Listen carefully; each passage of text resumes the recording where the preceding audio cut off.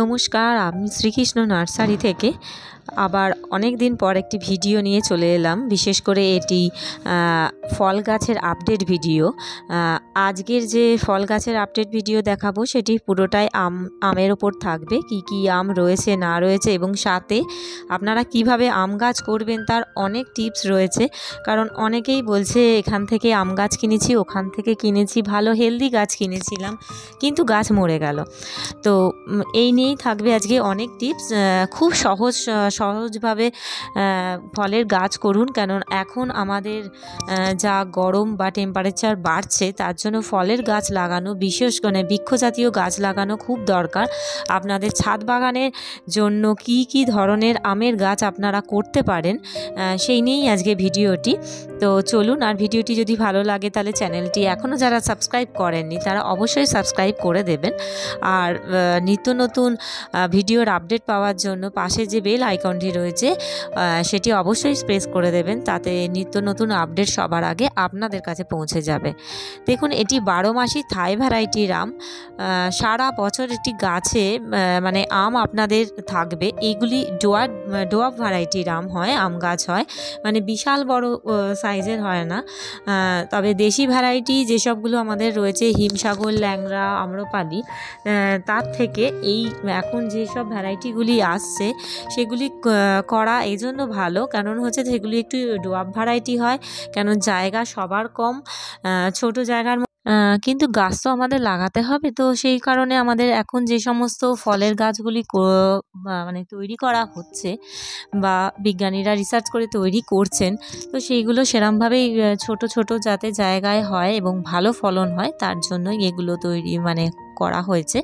আপনারা অনায়াসেই আপনাদের ছাদ বাগানে অবশ্যই আমি বলবো যে এই কাটিমন বা থাই ভ্যারাইটির যে 12 মাসি আমটি সেটি লাগাতে, কেন সারা বছর তাহলে গাছে একটি আম আপনারা দেখতে পাবেন এবং যার মিষ্টতা কিন্তু খুবই ভালো।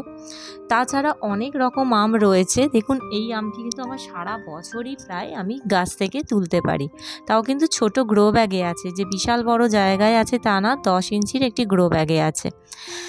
তো আপনারা অবশ্যই একটু, আমি বলবো 12 থেকে 14 ইঞ্চি ফলের গাছের জন্য খুব ভালো হয়। বালতি বড় বড় 20 লিটারের বালতিতে বা কোনো ড্রাম থাকলে সেগুলিতে অবশ্যই করতে পারেন। তাছাড়া যেটা পুষা অরুণিমা যে আমটি আছে, অবশ্যই এই গাছটি এখন সবাই করছে, আম গাছটি, কারণ সুগার পেশেন্টদের জন্য এটা ভীষণ ভালো, কারণ এর টিএসএস যেটা মিষ্টতাটা একটু কম থাকে, সেই জন্য এটা সুগার পেশেন্টরা অনায়াসেই খেতে পারে, আর এর জন্য এর চাহিদা এখন ভীষণ রয়েছে। আপনারা অনায়াসেই পুষা অরুণিমা আমটি গাছটি লাগাতে পারেন। তাছাড়া বুনাই কিং, টমি কিং, তারপরে মিয়াজাকি, ব্যানানা ম্যাঙ্গো, এটা যেমন দেখছেন ব্যানানা ম্যাঙ্গো, তো এগুলি ভীষণ ভালো হচ্ছে টবে, আপনারা অনায়াসেই করতে পারেন। আর দেখুন, আপনাদের গাছগুলি ভালোভাবে আপনাদের হাতে তুলে দেওয়ার জন্য আমরা এখানে বড় বড় জায়গায় সেগুলিকে মানে প্ল্যান্টেশন করছি, যাতে গাছের খুব ভালো হেলদি গাছ আপনাদের হাতে তুলে দিতে পারি। হ্যাঁ, অবশ্যই যেটি বলছিলাম প্রথমে, কেন আপনাদের মানে আম গাছ গরমে সব মারা যাচ্ছে, আম গাছে শুধু গোবর সার ব্যবহার করবেন, আর কিচ্ছু না। 1 থেকে 1.5 বছরের পুরনো গোবর সার 2-3 দিন রোদে শুকিয়ে দেখুন একদম কালো ঝুড়ো ঝুড়ো, সেটাই খালি ব্যবহার করবেন, আর কিচ্ছু ব্যবহার করবেন না। কোনো রকম খোল ব্যবহার করবেন না, বিশেষ করে সর্ষের খোল, এগুলো একদম ব্যবহার করবেন না লাগানোর সময়, তাহলে কিন্তু গাছ মানে সর্ষের খোল ব্যবহার করলে আম গাছ কিন্তু মানে মরতে বাধ্য। তো বারবার আপনাদের রিকোয়েস্ট করছি, শুধু গোবর সার দিয়ে গাছটি লাগিয়ে দেবেন।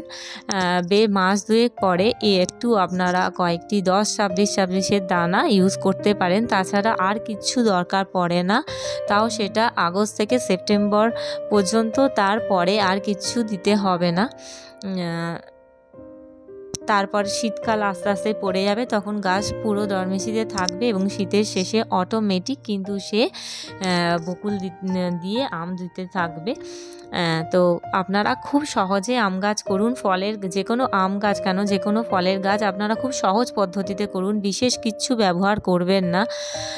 তাহলে দেখবেন আপনাদের গাছে আমে ভর্তি থাকবে এবং নিজের বাগান থেকে টবের মধ্যে ছাদ বাগানে আম হয়েছে এবং সেটি তুলে যখন আপনারা হারভেস্ট করে খাবেন তখন তার স্বাদ একদম অন্যরকম। তো সব ধরনের আমের ভ্যারাইটি দেখুন এখন কিন্তু রয়েছে, আপনারা অনায়াসেই আমাদের নার্সারি থেকে নিতে পারবেন এসে। আমাদের নার্সারি সকালে 8:30 থেকে দুপুর 1টা পর্যন্ত খোলা থাকে। দেখুন এটা বুনাই কিং, তো সাইজও দেখেছেন কত বড় হয়েছে। তো আপনারা চলে আসুন, আর যারা অনলাইনে নেবেন তারা আমাদের স্ক্রিনে দেওয়া হোয়াটসঅ্যাপ নাম্বারে যোগাযোগ করুন। যোগাযোগ করে সেখানে কোন ভ্যারাইটিটি আপনাদের দরকার সেটি বলবেন, আমি অবশ্যই আপনাদের পাঠিয়ে দেওয়ার ব্যবস্থা করব। আর আমাদের নার্সারি চন্দননগরের বাগবাজার, তালপুকুর 3rd লেন। যদি চন্দননগর স্টেশনে থেকে আসেন তাহলে 1 নম্বর প্ল্যাটফর্ম দিয়ে বেরিয়ে অটো বা টোটো নিয়ে বাগবাজার থেকে বড়াল বাগান স্টপেজে নামবেন, তাহলেই আপনারা চলে আসবেন। যে স্টপেজে নামবেন বড়াল বাগান সেইখান থেকে একটুখানি। তো দেখুন সমস্ত আম গাছগুলি আপনাদের জন্য রেডি আছে। আবার একটি নতুন ভিডিওতে আপনাদের সঙ্গে দেখা হবে। তো সকলে ভালো থাকবেন, সুস্থ থাকবেন, আর চ্যানেলটি অবশ্যই সাবস্ক্রাইব করে দেবেন।